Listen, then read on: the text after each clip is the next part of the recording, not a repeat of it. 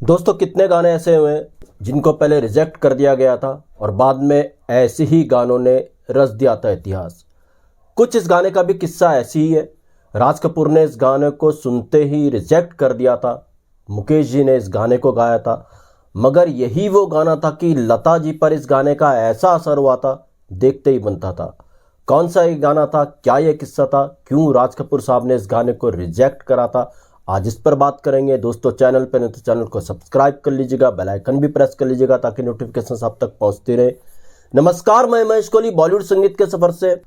दोस्तों, मैं जिस गाने की बात कर रहा हूं, जिस फिल्म के गाने की बात कर रहा हूं, तो जब ये फिल्म बनाने की सोची गई इसके प्रोड्यूसर द्वारा, इसके प्रोड्यूसर थे माही पात्रे शाह।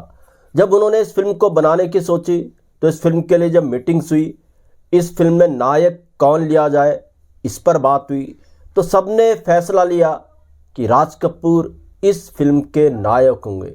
राज कपूर का अपना बैनर बन चुका था, आर के बैनर। राज कपूर आर के बैनर के तहत काफ़ी अच्छी फिल्में बना चुके थे, हिट फिल्में दे चुके थे।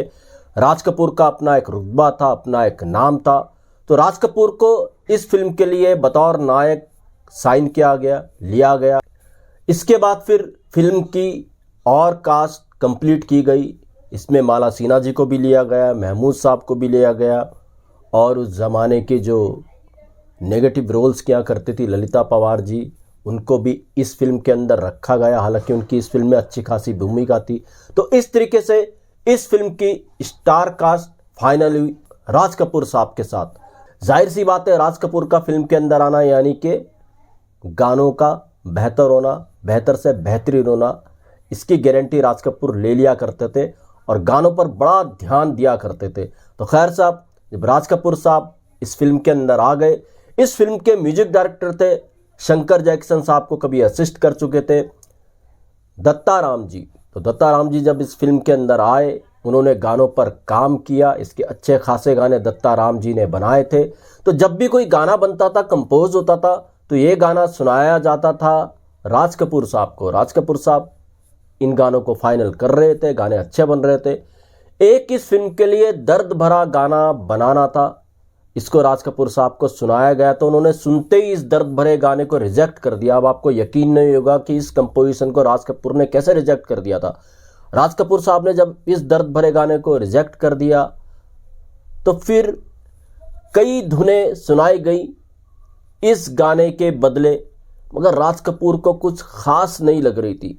आखिर में इसी धुन को, इसी गाने को फाइनल किया गया।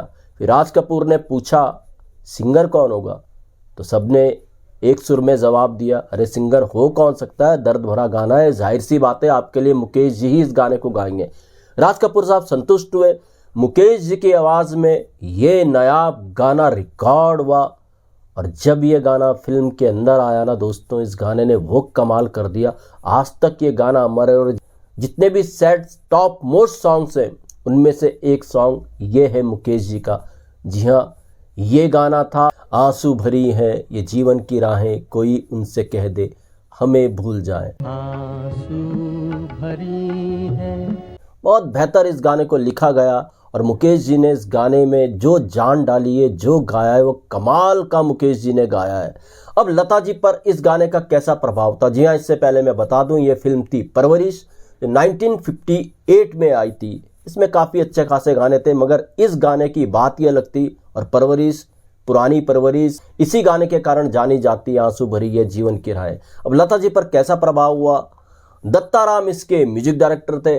काफ़ी साल हो गए थे दत्ता राम जी कई रिकॉर्डिंग्स भी कर रहे थे, कई बार रिकॉर्डिंग्स नहीं भी करते थे, कई बार दत्ता राम के पास काम कम हो गया था, असिस्ट भी वो कईयों को कर रहे थे, अरेंजमेंट भी कईयों की वो कर रहे थे, और बतौर म्यूजिक डायरेक्टर भी दत्ता राम जी काम कर रहे थे। हुआ क्या, एक बार दत्ता राम जी एक स्टूडियो से बाहर निकले, काफ़ी साल बाद लता जी उनको मिली। तो लता जी ने दत्ता राम को चौंका दिया एक बात कह के। लता जी ने दत्ता राम को कहा, अरे दत्ता राम जी, मैंने आपके साथ एक गाना रिकॉर्ड किया है। अब दत्ता राम चौंके, यार मैंने तो कोई गाना रिकॉर्ड नहीं किया। उन्होंने लता जी को बोला, अरे मैंने तो काफ़ी वक्त से गाना रिकॉर्ड नहीं किया, आपने मेरे साथ कौन सा गाना रिकॉर्ड कर लिया है? लता जी ने कहा, हाल ही में मैंने आपका एक गाना रिकॉर्ड किया है जो मुझे बहुत पसंद था, और वो गाना था आंसू भरी है ये जीवन की राह। इसको म्यूजिक कंपनी ने रिलीज किया लता जी की आवाज में भी। लता जी को इतना भा गया था गाना, इस गाने का इतना असर लता जी पर हुआ, लता जी इसको रिकॉर्ड किए बगैर नहीं रुक सकी। और मुकेश जी का ये गाना लता जी को पर्सनली भी काफी पसंद था।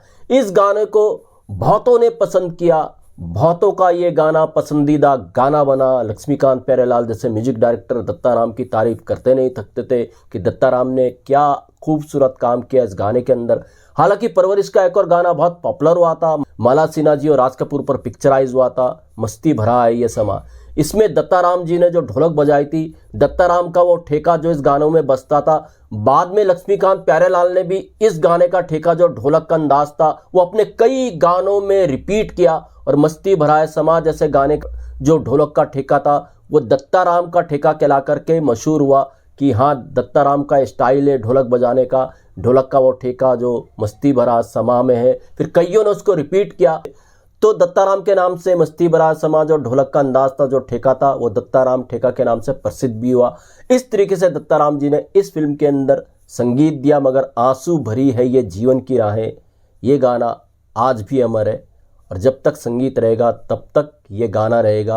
और मुकेश जी के जितने भी दर्द भरे गाने हैं उनमें से जितने भी टॉप मोस्ट सॉन्ग्स हैं उनमें से एक सॉन्ग ये है, आंसू भरी है जीवन की राहें। कंपोजिशन भी गजब, लिरिक्स भी गजब, और मुकेश जी ने जो गाया वो अपने आप में कमाल की बात है। तो ये था एक ऐसे गाने का किस्सा जिसको राज कपूर साहब ने सुनते ही रिजेक्ट कर दिया था, मगर इसी गाने ने रच दिया था इतिहास। तो दोस्तों ऐसे भी किस्से वैसे किस्से मैं आपके लिए लेकर के आता रहूंगा। महेश कोहली को दीजिएगा इजाजत, goodbye, good luck and take care.